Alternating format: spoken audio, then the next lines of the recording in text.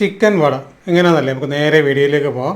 Cut ചെയ്ത് വെച്ചേക്കുന്ന chicken breast, സവാള, പച്ചക്കുരുമുളക്, ഇഞ്ചി, വെളുത്തുള്ളി, ഉപ്പ്, കാശ്മീരി ചില്ലി, മഞ്ഞൾപ്പൊടി, ഗരം മസാല, നാരങ്ങ നീര്. അതിൽ ഒന്ന് ചതച്ചെടുത്തതിനകത്തോട്ട് ബ്രെഡ് ക്രംസോ അല്ലെങ്കിൽ റസ്കോ ചേർത്ത് ഇതേപോലെ അരച്ച് മാറ്റി വെക്കാം.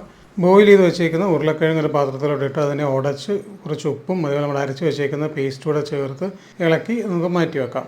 ആദ്യം വെജിറ്റബിൾ എല്ലാം അരച്ചതിന് ശേഷം ചിക്കൻ ചേർത്താൽ പെട്ടെന്ന് അരിഞ്ഞ് കിട്ടും. ഒരു പാത്രത്തിലോട്ട് കോൺഫ്ലവർ ഇട്ട് അതിലേക്ക് ആവശ്യമുള്ള ഉപ്പ് കൂടെ ചേർത്ത് ഇളക്കി മുട്ടയും വെള്ളവും കൂടെ ചേർത്ത് മിക്സ് ചെയ്ത് ഒരു ബാറ്ററാക്കി മാറ്റി വെക്കാം.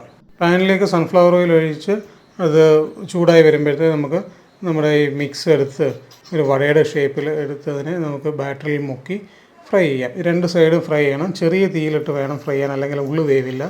അല്ലാതെ നിങ്ങൾക്ക് വേണമെങ്കിൽ ഇതിനെല്ലാം വേവിച്ചിട്ട് ഈ വട രൂപത്തിലാക്കി പ്രിപ്പയർ ചെയ്തെടുക്കാം. അപ്പോൾ എല്ലാവരും ട്രൈ ചെയ്ത് നോക്കുക. ഇറ്റ്സ് മീ സുജിത്ത് വൈദ്യൻ സൈനിങ് ഓഫ്.